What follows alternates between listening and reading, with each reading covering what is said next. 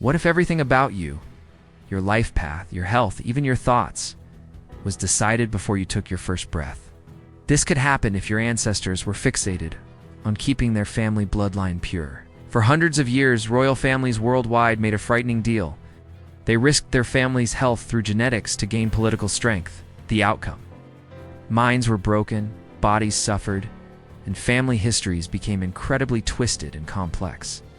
Today we're exploring the sad, hard-to-believe, and often disturbing stories of the most inbred women in history. Trust me, when we get to number 1, you'll be shocked. Starting at number 10, Cleopatra VII, Philipatra. She is the woman who, more than any other, represents the ultimate power and danger of deliberate inbreeding for political control. Forget the glamorous Cleopatra often seen in movies. This Cleopatra was not a fictional character, but the living result of her family's obsession with keeping power within the bloodline. Though she ruled Egypt, her ancestry was purely Greek-Macedonian from the Ptolemaic dynasty. This dynasty constantly practiced marriages between brothers and sisters, or uncles and nieces, to keep power focused and the bloodline pure. Cleopatra VII's parents were brother and sister. Her grandparents were also brother and sister, and her own brothers and sisters married each other before she became the sole ruler. She was a living symbol of the keep-it-in-the-family strategy, powerful but carrying a huge burden. Even her famous name, taken from an uncommon Syrian princess, was one of the few clues that anyone outside the immediate family had ever been allowed into their family line.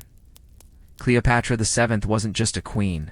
She was the genetic endpoint of many generations of tightly interwoven family marriages. A strong leader, whose physical being carried the heavy cost of her family's planned power moves. At number 9, Kimberly Colt. This isn't about royalty, but it shows some of the worst recent consequences of uncontrolled inbreeding. Kimberly's story comes from Australia. Her family was at the heart of one of the most shocking genetic and legal discoveries in the early 2000s. Living completely cut off from others, the Colt family practiced inbreeding over many generations, creating a small, closed group with almost no new genes coming in. When authorities found out, they stepped in, covering a horrible and complicated situation that led to many police investigations and arrests. Kimberly, born into this environment, is one of the most genetically damaged people ever recorded. Her case isn't about royal demands or family pride. It's a modern example of how being isolated and unmonitored can lead to terrible suffering. Stepping far back in time, number 8. Two unnamed figures known only as mummies, 317A and 317B. They never ruled, but their small, preserved bodies tell an ancient story of sadness and genetic damage. These baby girls were the daughters of the famous pharaoh Tutankhamun and his wife, Ankhesenamun, around 1300 BCE. Here's the shocking part. Ankhesenamun wasn't just Tutankhamun's wife. She was also his half-sister. They had the same father, continuing the Egyptian royal family's long practice of brothers marrying sisters. Tutankhamun himself was the result of many generations of very close family marriages. By the time his daughters were conceived, the genetic dangers had reached a terrible peak. Their brief lives showing physical problems and weaknesses, are scary reminders that even rulers considered gods couldn't avoid the harsh results of inbreeding. Taking the 7th spot is Maria Antonia of Austria. Her name is rarely heard, even though her family's inbreeding was more extreme than her famous uncle, Charles II of Spain. Charles is usually seen as the worst case of the Habsburg family's genetic collapse. But Maria Antonia's family history makes his look straightforward. Her ancestry wasn't a family tree. It was more like a thick, twisted vine, a mess of the same names appearing over and over through repeated marriages. Some people even describe it as a genetic circle instead of a family line. The inbreeding in her background was so intense that genetically, she was as similar to her parents as a child born to a brother and sister would be. Yet her story is often ignored. History might have lost her name, but genetically, she represented the highest point of Habsburg inbreeding, a quiet but important person in this long and intricate history. At number 6, we look at a less famous but very interesting royal person, Princess Alexia of Greece. Born in 1965, her story connects the old tradition of royal intermarriage with its lasting genetic effects. She and her 4 brothers and sisters came from one of the last important marriages between a ruling king and a royal princess. But this marriage wasn't just a love story. Her parents, Queen Anne-Marie of Denmark and King Constantine II of Greece, weren't just both royal. They were also closely related, twice over. They were second cousins and third cousins, making a double family connection that was about politics as much as personal ties. And their family histories were incredibly tangled. Constantine's great-grandparents were brother and sister. One of his grandmothers was also the sister of his great-grandfather. Anne-Marie's family background was complicated too. Even though their marriage seemed loving, their close genetic links meant their children, including Alexia, were somewhat inbred. This is similar to the well-known British royals Queen Elizabeth II and Prince Philip, who were also cousins, showing a modern royal story based on a very old custom. Number 5 brings us to the very sad story of Marie-Louise Élisabeth d'Or. Her whole life sounds like a dark, scary story full of sadness. Born into a royally messed up situation, her father was made to marry his own cousin. As the oldest surviving child from that marriage, Marie-Louise had no say in her future. She was married off to yet another cousin, Prince Charles of Berry. What happened? She had 3 children, and all of them died young. History can't be sure if this was mainly because of severe inbreeding or some other terrible luck. What we do know is that Marie-Louise started drinking alcohol heavily when she was shockingly young. Reports say as young as 14. Was she begging for help? Or just trying to deal with the awful life she was given? Whatever the reason, her story is a heartbreaking example of royal duty leading to disaster. Now at number 4, Maria I of Portugal. Some called her Maria the Pious, but others might say Maria the Troubled fits better. Born in 1734, Maria's life was filled with increasing mental struggles and a family history full of royal marriages between very close relatives. Her parents, King Joseph I of Portugal and Maria Ana Vitoria of Spain, were the 16th royal couple from Spain and Portugal, joined by close intermarriage. But it didn't stop there.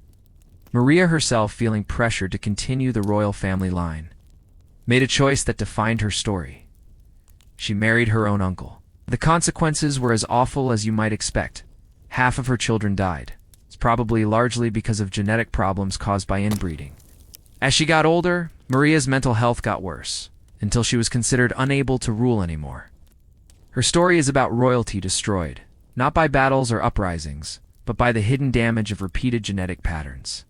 At number 3, we move from royal castles to a real-life story in a small American town, Lorraine Whitaker.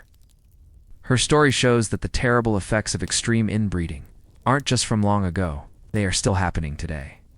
The Whitaker family, featured in a famous documentary, became an example of what occurs when families are isolated and relatives marry each other for many generations without anyone stopping it. Lorraine is a particularly disturbing person in this story, recorded as one of the most inbred people known in recent times. She is also the mother of Timmy Whitaker, who is often thought to be possibly the person alive today most affected by genetic problems. Their situation is upsetting not because we want to shock people, but because it reminds us. This isn't just something that happened to kings and queens. It's a human tragedy that keeps happening in secret places around the world.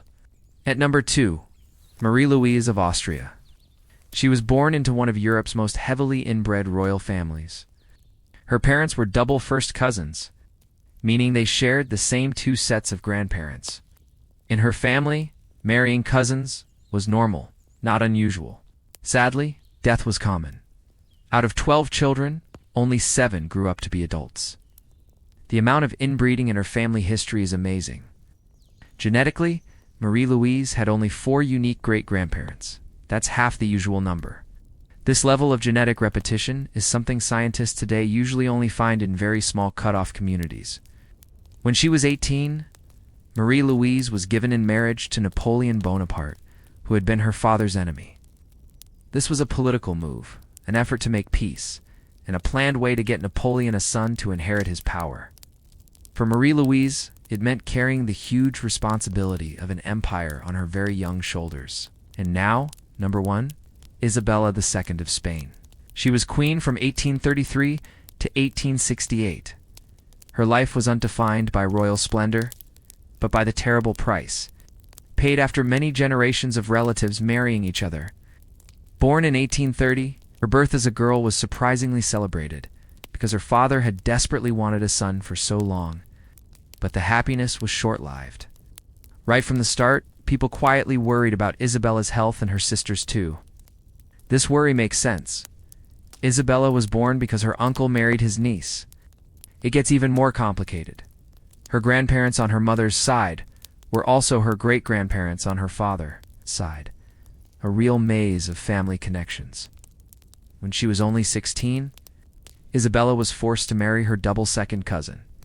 She had 11 children, but only 5 lived beyond babyhood.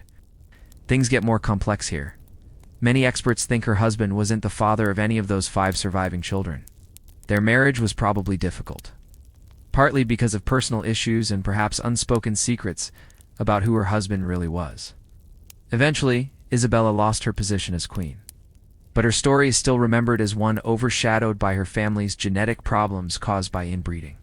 From magnificent royal palaces to quiet, unknown towns, the lives of many women have been shaped by the desire for pure bloodlines, power, and a lasting family name.